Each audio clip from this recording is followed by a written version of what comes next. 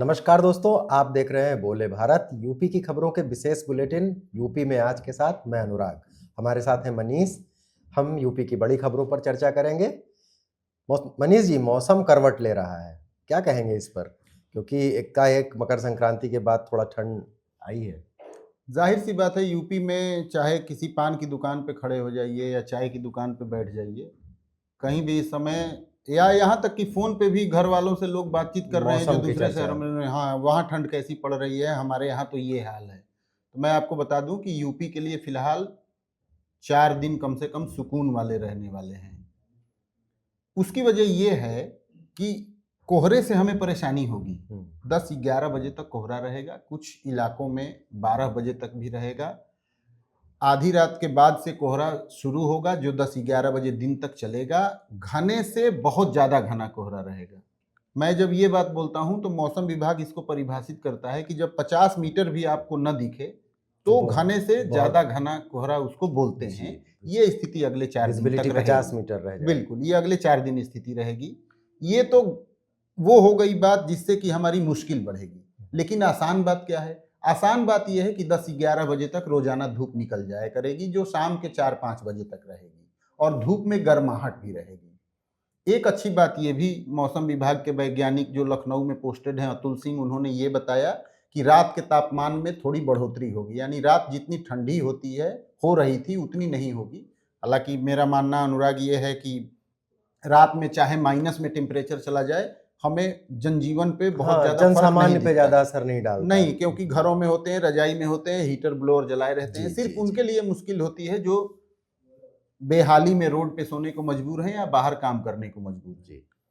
मौसम में बड़ा बदलाव आएगा 22 जनवरी से पश्चिमी यूपी से। बारिश की भी कुछ संभावना व्यक्त की है। बारिश की ही मैं बात करने जा रहा हूं, क्योंकि अतुल सिंह ने बताया कि एक वेस्टर्न डिस्टर्बेंस का नया स्पेल आने वाला है। उसकी वजह से 22 और 23 जनवरी को पश्चिमी यूपी में बारिश हो सकती है, अच्छी बारिश हो सकती है।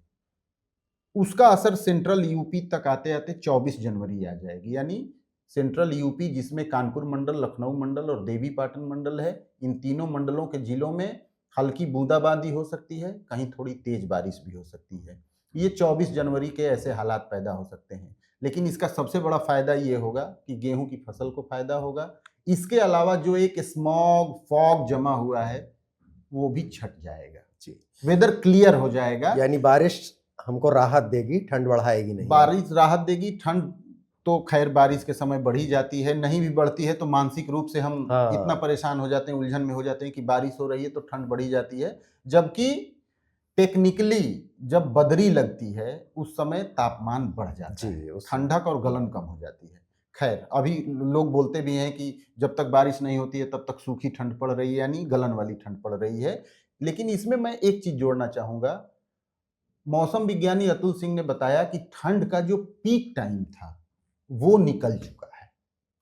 वो दिसंबर के मिड से जनवरी के मिड तक ठंड का पीक टाइम होता है, जिसमें सबसे ज्यादा ठंड पड़ने की संभावना रहती है। उस समय सीमा को अब समय ने पार कर लिया है, मौसम ने पार कर लिया है। अब राहत ही मिलेगी, राहत ही मिलती जाएगी, ऐसी उम्मीद है। ब्रिजभूषण सिंह से संबंधित एक दूसरी खबर पे मैं आपसे अनुराग चर्चा करना चाह रहा हूं। पूरा एक मेकओवर उनका चेंज होता हुआ दिख रहा है। ब्रिजभूषण सिंह को उनकी छवि बाहुबली की ही रही है, आज भी लोग उसी संदर्भ में उनको देखते हैं। लेकिन अचानक से नंदिनी नगर में कथा कराना और धर्मगुरुओं के सामने नतमस्तक होना, हाथ में एक माला लेके लगातार मंत्रोच्चार करते रहना, ये तो मतलब 180 डिग्री का घुमाव ब्रिजभूषण सिंह के व्यवहार में दिख रहा है। ऐसा क्यों हो रहा है? जी मनीष जी, बिल्कुल सही शब्द आपने इस्तेमाल किया है, मेकओवर।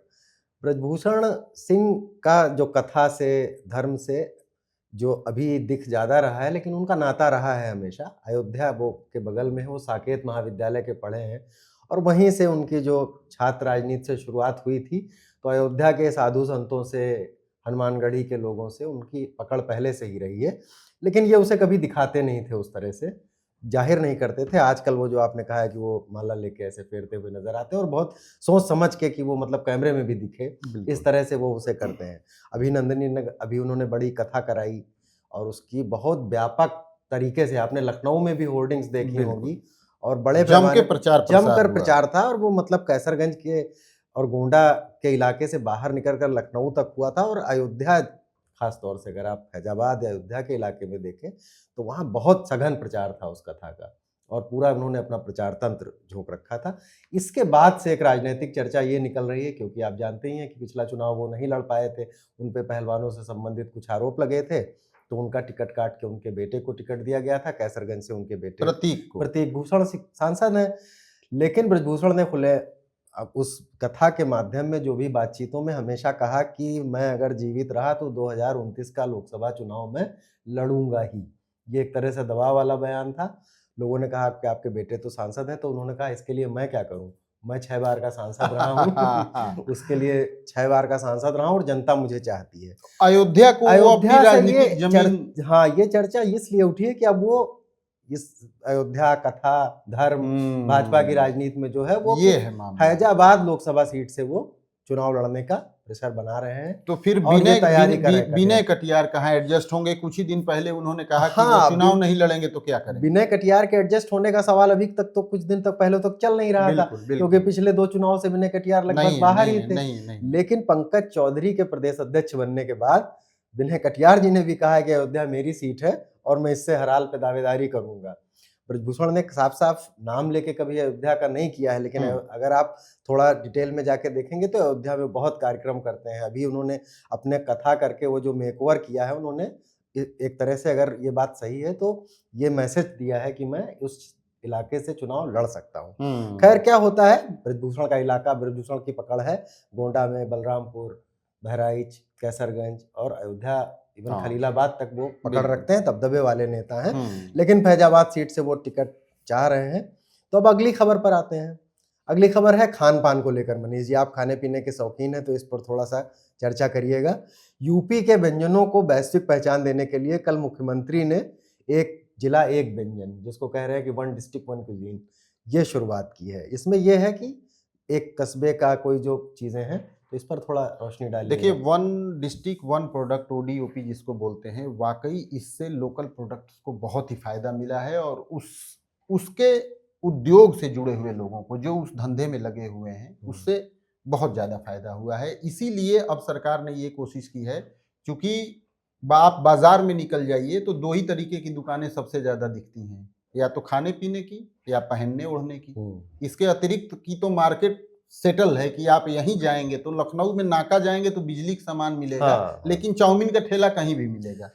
इस कॉन्सेप्ट के तहत इसको लॉन्च करने की तैयारी हो रही है और ये वाकई में बहुत बढ़िया है, क्योंकि बहुत सारे लोकल आइटम जब हमारे ही दोस्त मित्र बाहर से आते हैं और उनको हम खिलाते हैं तो वो बिल्कुल सरप्राइज रह जाते हैं कि ऐसा भी स्वाद इस छोटी जगह पे है। मसलन इलाहाबाद में, प्रयागराज में सकौड़ा मिलता है। हाँ, बहुत कम लोग जानते हैं। जो इलाहाबाद में 10 साल रहे होंगे वही सकौड़े का नाम जानते होंगे। पालक और बेसन और मसाले, इनकी पकौड़ी तली जाती है और तेज मसाले के पतले शोरबे में उसको डुबाया जाता है और उसको खाया जाता है। जाड़े में इससे बढ़िया शरीर को गर्माहट देने वाला कोई व्यंजन बहुत बढ़िया व्यंजन है। तो जाहिर तौर पर इसको यदि पहचान मिलेगी तो बहुत अच्छा लगेगा। मैगलगंज का रसगुल्ला है। इसके अलावा ऐसा छोटे छोटे कस्बों में, इलाकों में बहुत सारी ऐसी चीजें हैं जिनका स्थानीय स्तर पे बहुत नाम है और उनमें ये दमखम है कि वो वैश्विक पहचान बना सकें। एक चीज और बहुत बड़ी बात है, 1 डिस्ट्रिक्ट 1 प्रोडक्ट को लेकर डिस्ट्रिक्ट के किसी एक प्रोडक्ट को आइडेंटिटी मिली। अब ये और माइक्रो लेवल पे सरकार उतर गई है। अब कस्बों में जो उनकी खास पहचान है, स्वाद और जो है, हाँ, उसको वैश्विक स्तर पे यदि पहचान मिले, स्थानीय स्वाद को वैश्विक स्तर, जाहिर तौर पे इस व्यवसाय से जुड़े हुए लोगों को भी एक पहचान मिलेगी। उनका व्यवसाय व्यापार भी बहुत बढ़ेगा और लोग जान पाएंगे कि अमुक जगह पे अमुक चीज सबसे विशिष्ट है, उसके बराबर कोई दूसरी चीज नहीं। जी बिल्कुल।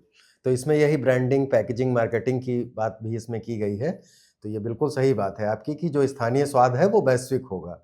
सरकार इसके लिए प्रयास करेगी। अगली खबर है मनीष जी, बांके बिहारी मंदिर कॉरिडोर काफ़ी पिछले दिनों चर्चा में रहा था और बांके बिहारी मंदिर कॉरिडोर के लिए पहली रजिस्ट्री हो गई है, जो उसके एक्वायरमेंट, जमीन खोजी जा रही थी। तो इसका थोड़ा बताइएगा। देखिए, इसमें तो सबसे ज़्यादा जो राहत इस रजिस्ट्री से मिली वो मथुरा के जिला प्रशासन को मिली होगी। हाँ। चैन की नींद लिए होंगे वो पिछले 1.5-2 सालों में पहली बार। क्योंकि 5 एकड़ में जो बांके बिहारी का कॉरिडोर बनाया जाना प्रस्तावित है, उसमें ज़मीन अधिग्रहण को लेकर बहुत 1.5-2 साल से विवाद चल रहा है। जो वहाँ के स्थानीय लोग हैं, दुकानदार हैं, वो इसका विरोध कर रहे हैं। एक समय बड़ा विरोध हुआ था। अनशन, धरना, प्रदर्शन, यहाँ तक कि इलाहाबाद हाई कोर्ट तक ये मैटर गया है। और अब जबकि वहाँ के राधा वल्लभ मंदिर से जुड़े एक सेवायत परिवार ने अपनी लगभग 70 वर्ग मीटर जमीन की रजिस्ट्री की है, तो ऐसा जिला प्रशासन को लग रहा होगा कि अब जो इस दिशा में काम चल रहा था और पत्थर का एक पहाड़ था, उसमें एक सुरंग बनाने की जगह मिली है। शुभारंभ तो हो गया। ऐसी उम्मीद की जाती है कि आगे स्मूथली शायद काम बन जाए। हाँ, और ये बड़ा महत्वाकांक्षी प्रोजेक्ट है भी सरकार के लिए। बिल्कुल। चलिए, अब इसी बहाने इस पर हम आ जाते हैं कि जो मतदाता का एसआईआर चल रहा है, उसके रिवीजन के काम चल रहे हैं और लगातार चर्चा में है। इस पे भी रोज अपडेट नए आ रहे हैं, तो इसका बताइएगा कि जिन लोगों के नाम कट गए हैं या बाहर रह गए हैं, उनके लिए तमाम चीजें चल रही हैं। अनुराग, एसआईआर में मतदाता सूची की ड्राफ्ट लिस्ट आ गई है। उसको देखने के बाद बहुत सारे लोगों के नाम उसमें नहीं जुड़े हैं, ऐसा लोगों ने लिस्ट देखने के बाद उन्हें जाहिर हुआ। इसी चीज को पुख्ता करने के लिए कि किसी का नाम न रह जाए जो पात्र मतदाता है, चुनाव आयोग ने 18 जनवरी रविवार, 31 जनवरी और 1 फरवरी को एक स्पेशल कैंपेन चुनाव आयोग ने लॉन्च किया है। और चुनाव आयोग ने कहा है कि 18 जनवरी, 31 जनवरी और 1 फरवरी को सभी पोलिंग स्टेशन पर वहां के बीएलओ और स्टाफ अफसर मौजूद रहेंगे। जो भी मतदाता जिनका वोटर लिस्ट में नाम छूट गया है, वो अपने डॉक्यूमेंट्स के साथ उनको संपर्क करें, वहां अपने डॉक्यूमेंट जमा करें, उनका वोटर लिस्ट में नाम जोड़ने की पूरी कार्रवाई की जाएगी। इसके अलावा सबसे बड़ी खबर इसमें यह भी है कि जो भी व्यक्ति, जो भी युवा 1 जनवरी 2026 को 18 साल की उम्र पूरी कर चुका है, वो भी अपना फॉर्म जमा कर सकता है। बीएलओ और उनके स्टाफ के पास फॉर्म भी मौजूद रहेंगे। ऐसा इसलिए भी चुनाव आयोग ने कहा है क्योंकि जो ड्राफ्ट लिस्ट जारी की गई थी, उसमें क्या आपके ऑब्जेक्शंस हैं और क्या आपके क्लेम्स हैं, इसको पूरा करने की डेडलाइन 6 फरवरी रखी गई है। तो आप बिल्कुल ध्यान रखिए कि 18 जनवरी, 31 जनवरी और 1 फरवरी, ये 3 ऐसी तिथियां हैं जिस दिन आप अपने पोलिंग स्टेशन पे जाके, यदि आपका नाम मतदाता सूची से कट गया है, उसमें नहीं आया है, तो बीएलओ और उनके स्टाफ उस दिन पोलिंग स्टेशन पे मौजूद रहेंगे। आप उनको फॉर्म दीजिए, वो आपका नाम वोटर लिस्ट में जोड़ने की प्रक्रिया को आगे बढ़ाएंगे। तो ये तो बहुत काम की खबर है। जिन लोगों के नाम कटे हैं वो जान सकते हैं, वो तारीखें ध्यान रख सकते हैं। तो इसी के साथ जो है यूपी में आज तक को हम यूपी में आज को हम विराम देते हैं और फिर यूपी में आज में फिर नई सुर्खियों के साथ आपसे फिर मिलेंगे। धन्यवाद, नमस्कार। धन्यवाद।